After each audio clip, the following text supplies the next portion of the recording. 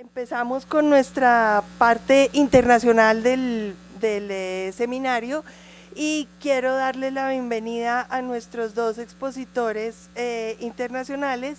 El primero, quien les va a hablar ahorita, y pues María Andrea los va a presentar más específicamente, Jeffrey Mash del Getty Institute, pues de la Getty Villa, específicamente de Los Ángeles, y el conservador Luis Crespo Arcá de la Biblioteca Nacional de España en Madrid.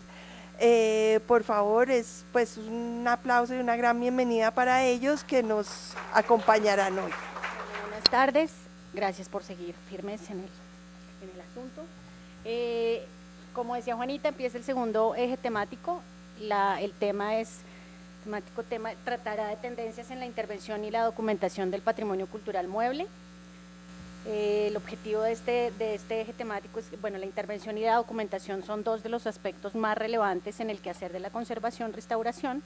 Conocer los desarrollos tecnológicos en términos de técnicas y materiales resulta esencial para la disciplina, en tanto abre posibilidades de investigación y redes de trabajo necesarias en nuestro campo. Entonces, la primera charla se titula Tendencias y criterios de intervención del patrimonio cultural mueble, algunos acercamientos recientes a la conservación en la Villa Getty, a cargo de Jeffrey Mash. Él es conservador de antigüedades de la Villa Getty en California, Estados Unidos, tiene una maestría en conservación de la Universidad Estatal de Buffalo. Su trabajo actual incluye el estudio radiográfico de los objetos en el Getty Museum y el monitoreo y mantenimiento de los microclimas del museo. Ha realizado investigaciones técnicas sobre una serie de objetos en la colección para entender mejor las tecnologías de producción antiguas, así como abordar cuestiones de procedencia y autenticidad. Sus investigaciones más recientes incluyen el estudio de bronces clásicos y la investigación microscópica de cerámicas griegas con el fin de identificar características del trabajo decorativo. Hoy hablaré sobre algunos temas ligeramente diversos, pero espero poder proporcionar más información sobre el trabajo del Getty y más específicamente sobre proyectos en el Departamento de Conservación de Antigüedades en el museo. Me gustaría comenzar con una breve descripción de la historia del Getty y también hablar sobre su estructura organizacional, que puede ser algo confusa. Luego me enfocaré más en la villa, donde trabajo, y hablaré sobre algunos de los enfoques que hemos estado tomando con nuestros métodos de exposición, que pueden ser no ser diferentes a las suyas. La última parte de mi presentación repasará algunos de los trabajos de conservación que hemos realizado para nuestras colecciones, pero también en cooperación con otros museos. El Museo Getty inicialmente comenzó como una casa museo con un pequeño número de objetos diseminados por la casa de Paul Getty en la costa del Pacífico, que por cierto rara vez visitaba. A medida que la colección creció, se agregó un nuevo edificio adyacente a la casa en 1946, que se convirtió en el museo por un poco menos de 30 años. Y ese edificio en este lado fue el museo original. Las galerías se dividieron según los intereses de la colección de Paul Getty. Aquí, antigüedades griegas y romanas, artes decorativas francesas y pinturas, también artes decorativas francesas y pinturas, y esta categorización continúa hasta hoy. Las pinturas y las artes decorativas se exhibieron en el segundo piso. Y quiero decir también que yo trabajo con las antigüedades, pero también hay departamentos de conservación de arte decorativa y de pinturas, fotografía y papel.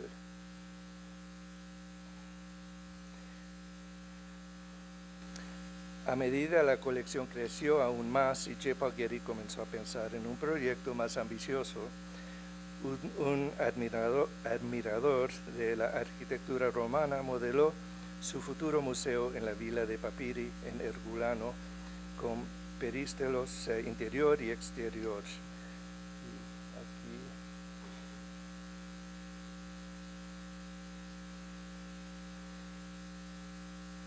Y aquí es el atrio. Y el plan del Getty es casi igual que esto, la única diferencia es que el atrio está al reverso porque el sitio en California no se pudo hacer esto exactamente. Y puedo decir también que en el año que viene va a haber una exhibición en cooperación con museos en Italia sobre la villa de Papiri. Cuando el museo se inauguró en 1974, el arte antiguo, como en la casa, se exhibía en la planta baja, mientras que el segundo piso mostraba pinturas y artes decorativas. Con el establecimiento del Trust, y no sé si se dice fideicomiso, después de la muerte de Getty, la organización expandió enormemente y con varias reorganizaciones hasta ver lo que tenemos hoy. La Fundación Getty cumple con la misión filantrópica del Getty al apoyar a personas y instituciones comprometidas a promover la mayor comprensión y preservación de las artes visuales en Los Ángeles y el mundo.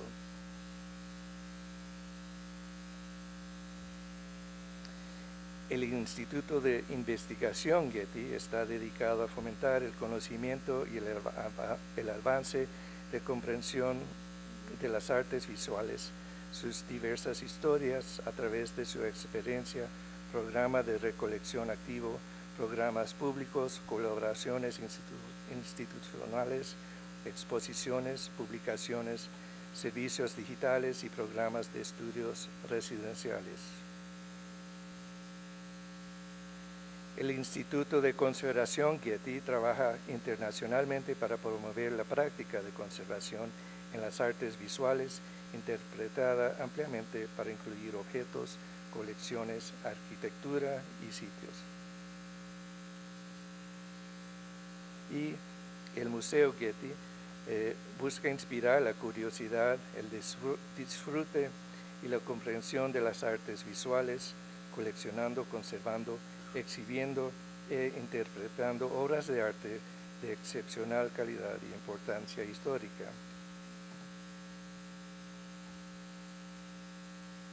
El Getty se expandió una vez más a principios de la década de 1990, cuando el nuevo Getty Center, diseñado por el arquitecto Richard Meyer, se inauguró en 1998, y las operaciones del Getty anteriormente dispersas se reunieron aquí en esta ubicación. A ver si puedo apuntar aquí. Esto es la biblioteca, esto es el museo, ahí, y el centro de conservación está más arriba.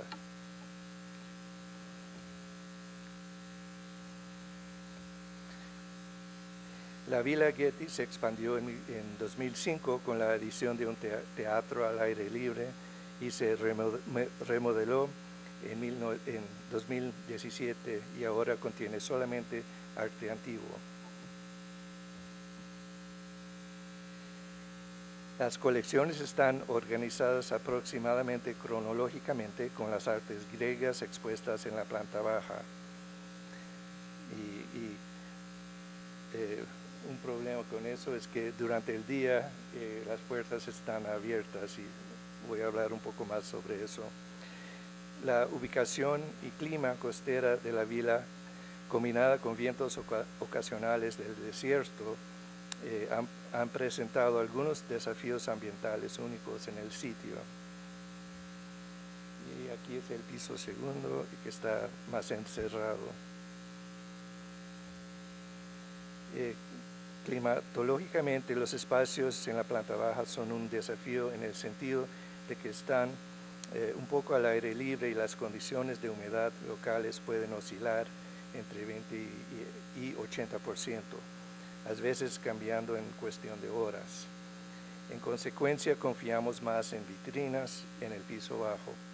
También tenemos una galería mantenida en condiciones secas para bronce inestable y la segunda planta está encerrada y se mantiene a 50% humedad relativa.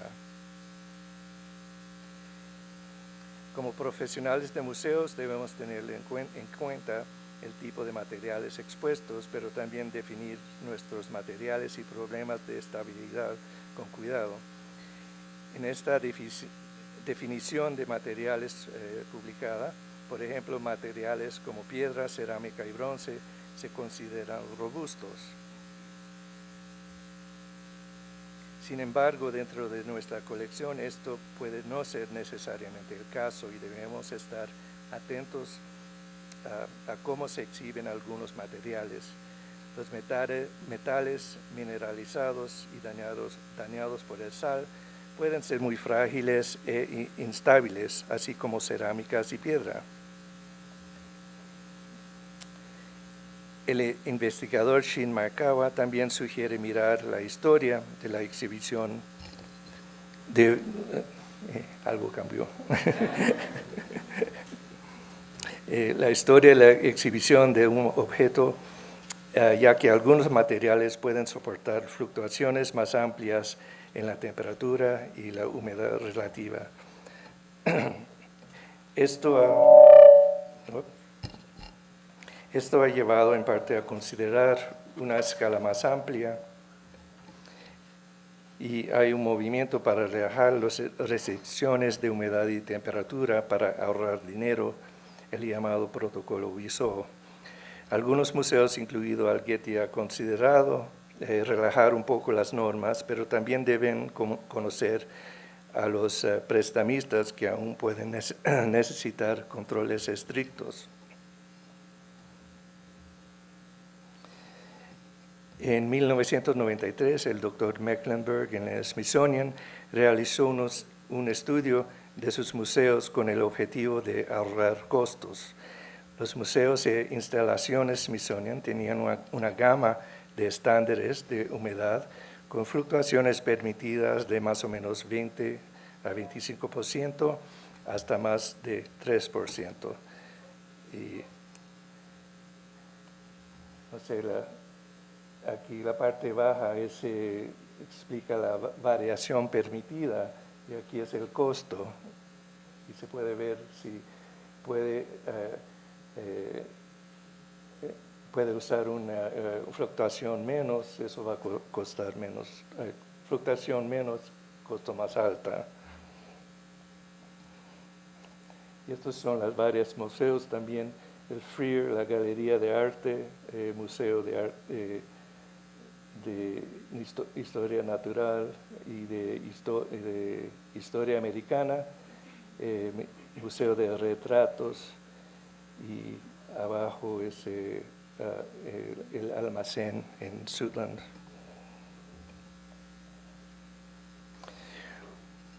Una área que ha contribuido en gran medida a los costos ha sido la iluminación, pero también es una de las áreas con mayor mantenimiento. La iluminación también puede dar como resultado cambios de humedad relativa y temperatura, en particular en vitrinas y en el desfacimiento. El cambio en la tecnología de LED ha sido en general beneficiosa a este respecto en la reducción de uso de energía, el costo, la acumulación de calor y producción de ultravioleta.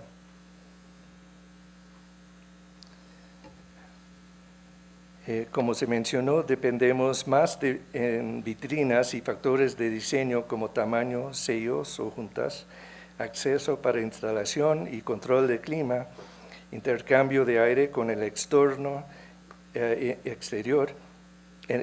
exterior y monitoreo.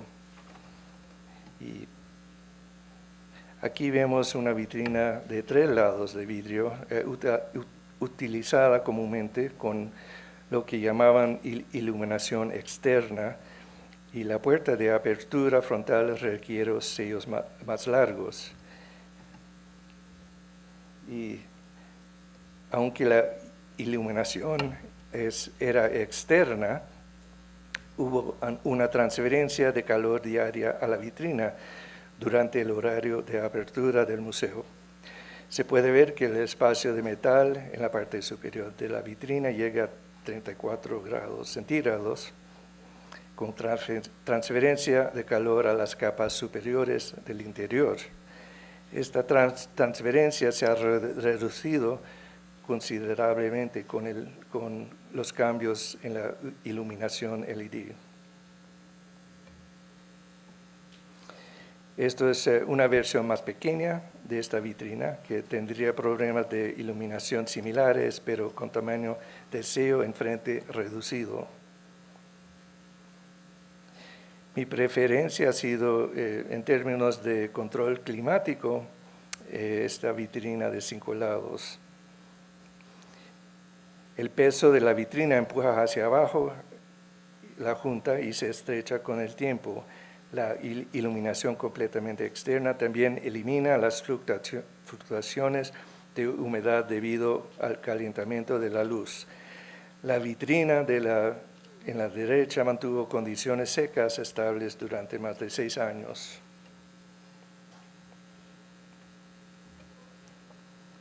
Recientemente pasamos a utilizar un sistema de monitoreo remoto basado en radio para nuestras vitrinas.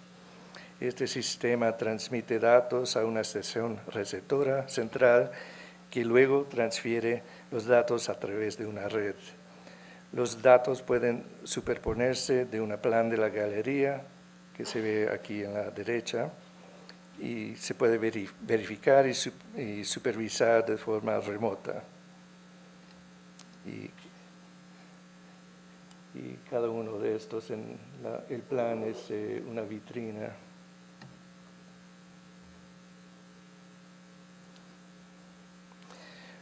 Otro esfuerzo ha sido proporcionar condiciones secas para vitrinas con mayores tasas de fuga, como esta exposición de una águila de bronce con un volumen de 4 metros cúbicos. El gel de sílice solo mantuvo el ambiente requerido durante 2 meses y estamos investigando un sistema de membrana de estado sólido para secar. Esto es aquí en la izquierda. El sistema tiene uso de energía relativamente bajo y tampoco tiene componentes mecánicos que pueden degradarse. Esta comparación climatológica ilustra una vitrina larga controlada por gel de sílice a la izquierda y un espacio controlado por la membrana en el derecho. Esta comparación ilustra una vitrina larga controlada por gel de sílice en el lado izquierdo, en un espacio controlado por la membrana en el lado derecho. El mantenimiento de una humedad baja estable se traduce en un tiempo reducido de mantenimiento del gel de sílice y un uso de energía reducido para calentar y acondicionar el gel. Y tenía una pregunta aquí, ese aparato tiene un lado seco y un lado húmedo y separa las condiciones. Pero puedo hablar más después si quieren. Durante muchos años los museos también se han preocupado por la selección de material para exhibiciones, por lo que en algunos sentidos han avanzado en ser verdes. Siempre estamos trabajando para mantener listas de materiales aprobados para el uso de vitrinas y galerías. Las pruebas no solo se deben hacer para materiales usados en galerías, tales como paneles de yeso, alfombras, madera y pintura, sino también, y tal vez más importantemente, en materiales dentro de la vitrina. A ver, ahí, como textiles, tintes, pinturas, paneles, adhesivos y tintas. Y para aquellos que no estén familiarizados con las pruebas, un libro de Pam Hatchfield en el museo en Boston ofrece un gran recurso sobre pruebas para una variedad de materiales de construcción de vitrinas. En muchas áreas de la costa del Pacífico, los museos también deben tener en cuenta el riesgo potencial de los terremotos en la forma en que se muestran los objetos en California y la costa oeste de los Estados Unidos. Y estos entran en esta categoría. Como se ilustra a la izquierda, Los Ángeles, ahí, se encuentra en una área con muchas faltas o fallas de terremotos con actividad, como se ve en la imagen derecho. Aunque la mayoría de los movimientos de tierra son de bajo nivel, un gran terremoto tiene el potencial de dañar una colección completa en minutos. Se realizan esfuerzos para proteger los objetos mientras se exhiben, incluido el uso de ceras microcristalinas para objetos pequeños, para fijarlos, y monturas de contorno para objetos más grandes. Y aquí se ve un contorno para una cerámica. Las esculturas de mármol más grandes pueden ser especialmente problemáticas. Con frecuencia han sido restaurados y tienen puntos débiles como los tobillos. Con muchos objetos grandes usamos aisladores, que son plataformas móviles que permiten que la tierra se mueva debajo del objeto y aislarlo del movimiento sísmico. Y no sé si es claro aquí, pero básicamente hay dos plataformas, uno se mueve en esta dirección y uno en esa dirección.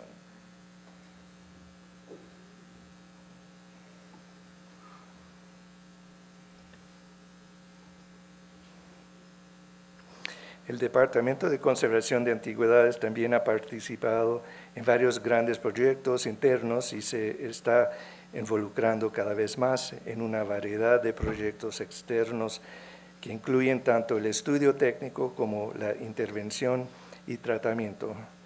Algunos de los proyectos de colaboración han sido con las instituciones que figuran aquí.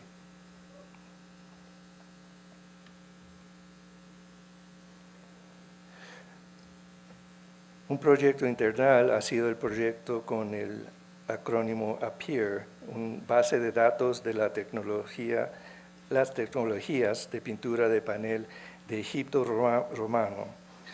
Los estudios de estas pinturas han sido ocasionales y dispersos, y el proyecto tiene como objetivo desarrollar información más coherente y completa para la comparación.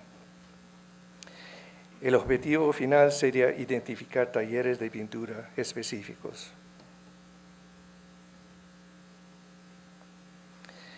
El proyecto cuenta con colaboradores y expertos de una variedad de museos.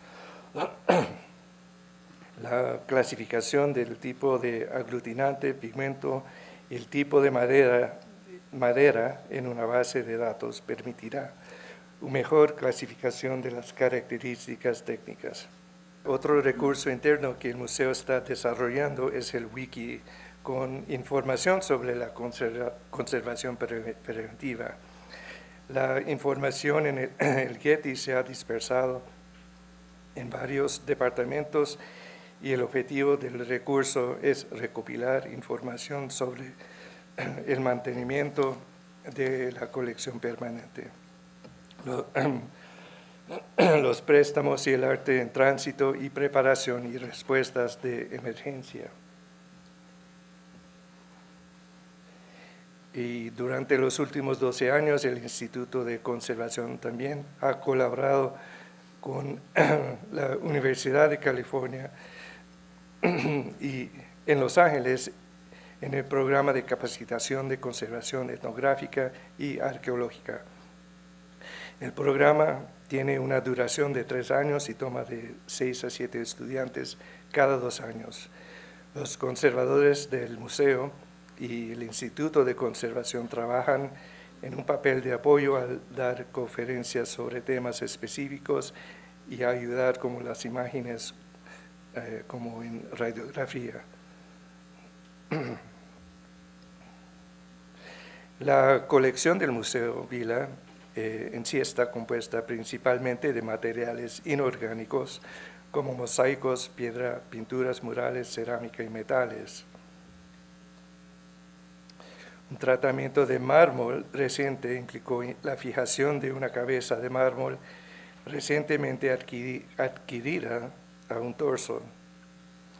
La parte inferior del cuerpo había estado en la colección del museo desde la década de 1970 y un conservador sospechó que una cabeza que se puso a la venta recientemente pudo haber pertenecido a la escultura. Las superficies de rotura se compararon y se encontró que coincidían con precisión.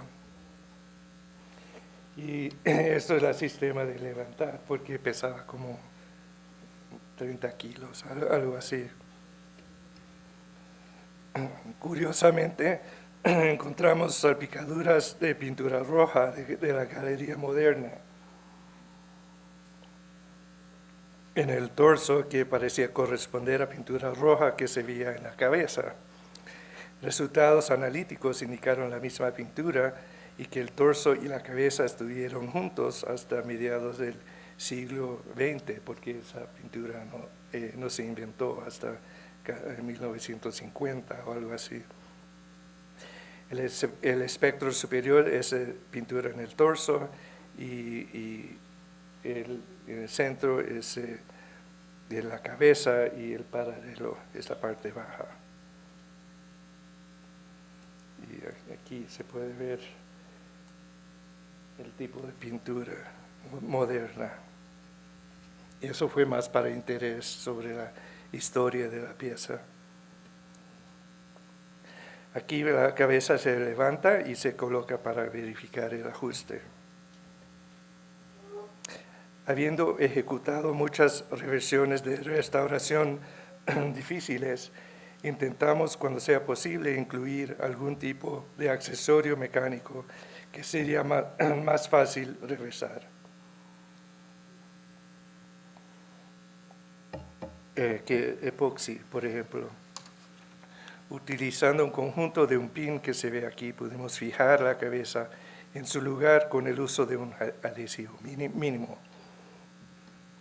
El pin está desmontada a la izquierda y la ensambla a la derecha. La parte derecha del pin se adhiere al torso, mientras que la parte izquierda a la cabeza. Y aquí otra vez el pin se adhirió al torso y el collarín superior en la cabeza. Epoxi se formó separadamente para llenar el espacio vacío en el frente y la cabeza se adhirió con un adhesivo reversible en el conjunto. Y el conjunto y los dos componentes se unieron más con insertar una pequeña llave en este espacio aquí.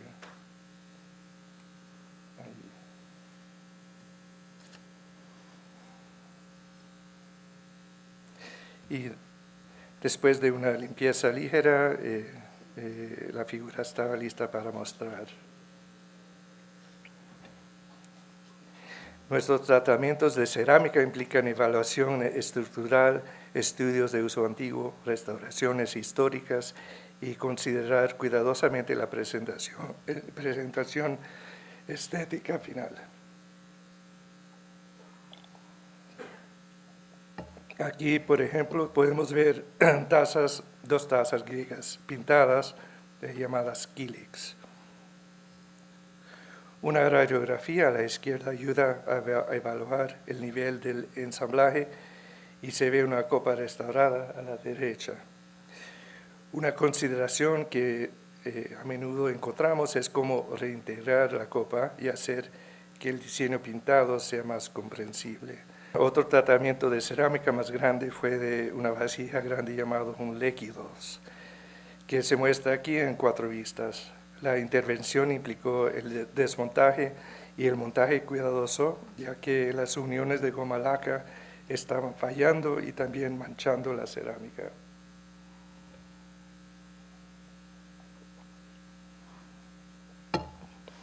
La imagen inicial con iluminación de onda corta mostró que todavía quedaban muchas trazas de pigmento y que se podía ver más de la imagen pintada. Las manchas de goma laca profundas se eliminaron con geles de disolvente.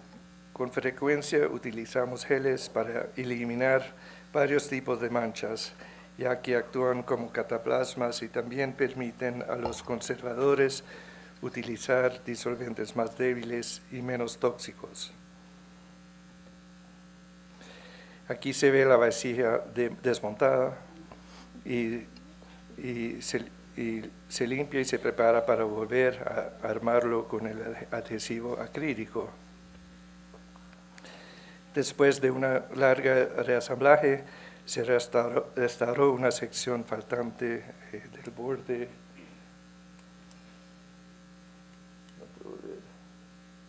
En la parte alta. Parece que este tipo de jarrón se hizo apresuradamente para uso funerario y esto es algo en evidencia aquí, donde podemos ver que el jarrón tiene una inclinación a la derecha. Otro gran grupo de jarrones de tumbas del Antikensammlung en Berlín fue tratado conjuntamente con el Getty y el Museo en Berlín. Originalmente descubierto y restaurado a principios del siglo XIX, largos periodos de almacenamiento habían debilitado muchos materiales en los jarrones. La restauración a principios del siglo XIX por parte de un curador conservador napolitano, Raffaele Gargiulo, se convirtió en un tema de estudio en sí mismo. La colección incluye 14 jarrones grandes, de los cuales 4 fueron tratados en el Museo Getty. Aquí vemos dos formas, un lutróforos y un cráter. Los jarrones pertenecían a la colección de Baron Kohler, un austriaco en Nápoles, y algunos se pueden ver en la pintura de su apartamento a la derecha. Los jarrones los siguieron a Viena y finalmente llegaron a Berlín. El examen inicial en iluminación ultravioleta da una idea del nivel de restauración y la parte baja inicialmente era muy sospechosa.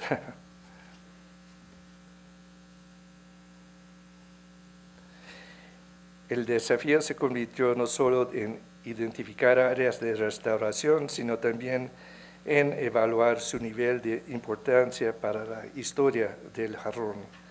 Aquí un fotógrafo ha tomado una vista alrededor del jarrón que se puede desarrollar para ver el diseño pintado más claramente. Una imagen similar fue capturada, pero en una radiografía, revelando que el jarrón había sido restaurado extensivamente y secciones enteras reemplazadas. Y estas piezas aquí lo llamamos como un iglú. Parece que el restaurador en el siglo XIX hizo partes separadas en cerámica y hizo como una construcción.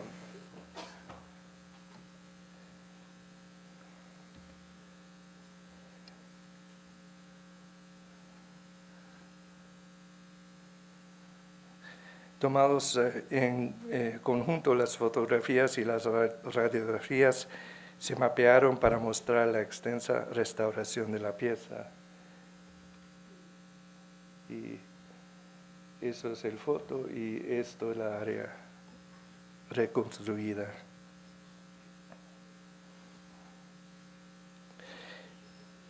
Mientras que las restauraciones en el jarrón anterior fueron escondidas por un restaurador, otras restauraciones mucho más tardías en yeso en las formas del cráter no lo fueron. Aquí vemos grandes rellenos que distraen en 2 cráteres. Aunque la consistencia en el estilo de restauración es deseable, las historias variables de los jarrones dictaron enfoques más individuales. En algunos casos se conservaron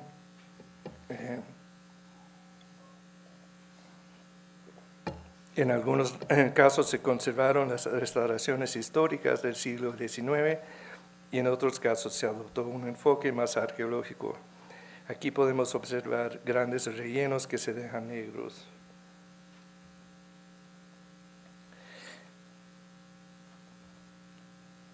Y después de tratamiento, los jarrones en Alemania se reunieron con los en el Getty para exhibir todo el grupo de la tumba original, una exhibición que no se había producido desde antigüedad. Los metales como el bronce y la plata presentan algunos desafíos diferentes. Aquí vemos un pequeño bronce de una niña que muestra lo que se llama enfermedad de bronce, una forma inestable de corrosión, y estas son las puntas que se ve aquí. Este tipo de corrosión por cloruro es muy inestable y hemos encontrado el tratamiento más efectivo es exhibir en condiciones secas. La corrosión del cloruro es cíclica y las aleaciones de cobre con una historia de este tipo de corrosión deben vigilarse de cerca. El tratamiento de la corrosión de cloruro implica la excavación cuidadosa de fosas de corrosión bajo el microscopio y el tratamiento con una solución de óxido de plata.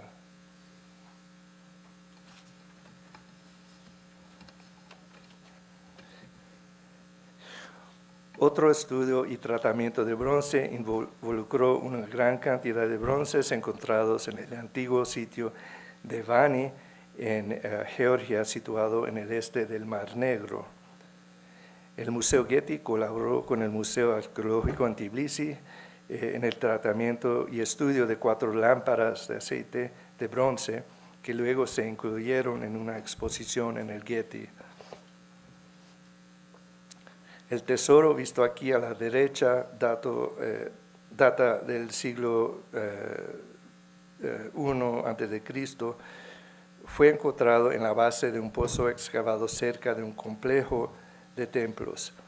El tesoro incluye soportes de bronce, partes de varias camas, lámparas y candelabros. El tamaño de las lámparas sugiere que fueron suspendidas dentro de las salas para la iluminación.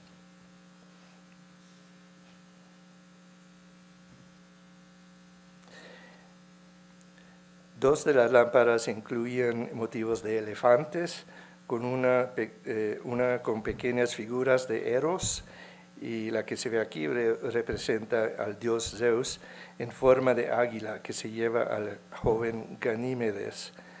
Podemos observar las incrustaciones en el bronce, así como el hierro de los objetos cercanos en el foso.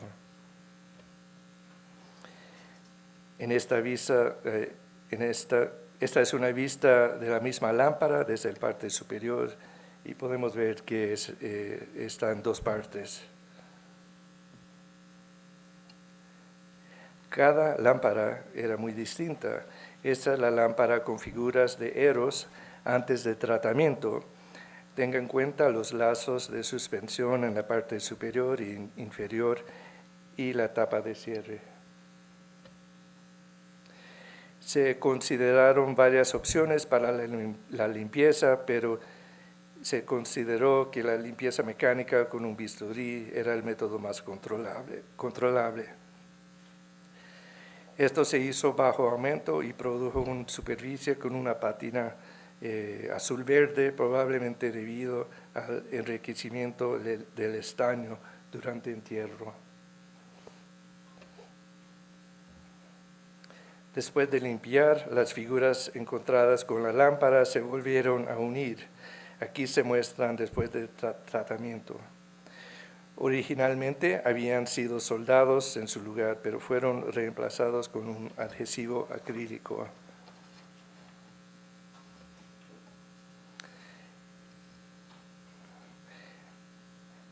Las lámparas también proporcionaron ejemplos interesantes y únicos de tecnología antigua. Cada lámpara variaba tecnológicamente, sugiriendo que se habían reunido de diferentes localidades. Esta lámpara de Bani muestra cabezas de elefante con suficiente detalle como para que puedan identificarse como elefantes asiáticos, que sugiere algún contacto asiático.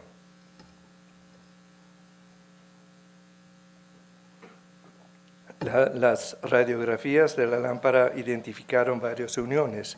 Las lámparas se produjeron con el método de la cera perdida y podemos ver donde se unieron las dos mitades del cuerpo, ahí, y la unión entre cabeza y el cuerpo del elefante. La fotografía de las orejas a la derecha de cerca muestra similitudes entre cada oreja izquierda, pero también hay similitudes en las orejas derechas. Esto indica que las orejas probablemente fueron moldeadas. La otra lámpara de elefante incluía figuras humanas y partes múltiples. También podemos observar la representación simplificada de los elefantes en relación con el ejemplo anterior.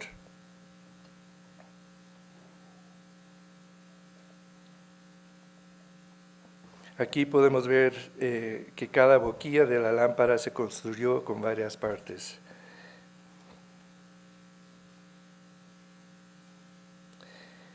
Finalmente, me gustaría presentar un proyecto que involucra a un gran grupo de plata romano descubierto en el siglo XIX por un agricultor en el norte de Francia. Conocido como el Tesoro de Bertheville, las piezas procedían de la excavación de un pequeño templo del dios Mercurio e incluían estatuillas y una variedad de formas funcionales como platos y tazas. La colección se encuentra en la Biblioteca Nacional de París, que estaba cerrando por remodelación, y por lo que tuvimos la oportunidad de tratar y estudiar la mayoría de las piezas del tesoro. La mayoría estaban manchados y las limpiamos con algodón y acetona y con una solución de agua mezclada con carbonato de calcio fino.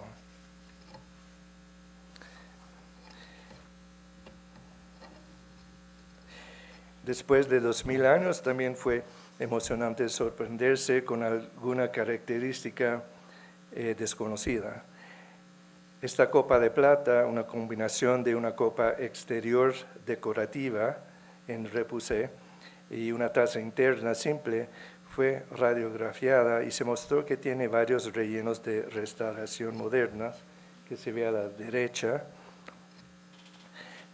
Y la vista desde la parte superior reveló una inscripción desconocida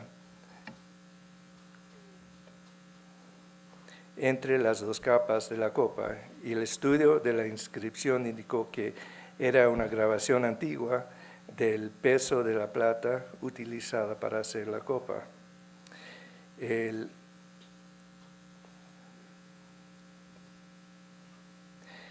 análisis de radiofluorescencia de otra placa romana más tardía, conocida como una misoria, detectó altos niveles de oro y mercurio. Este descubrimiento sugiere que partes de la placa fueron dorados con una amalgama de mercurio y oro.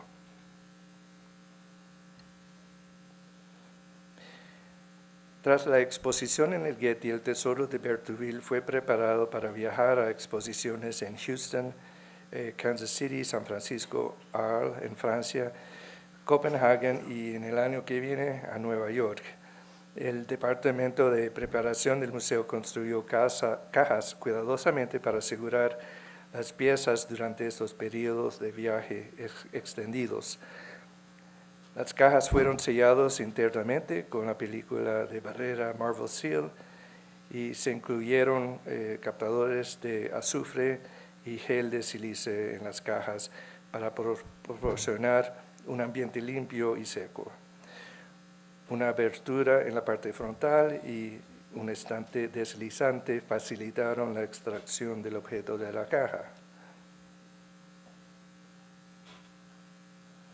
Y con esto concluiré, y gracias por su atención esta tarde, y espero que esta visión general a gran escala del Getty y ejemplos de proyectos ha sido de interés, y me complacería responder cualquier pregunta específica que pueda tener. Gracias.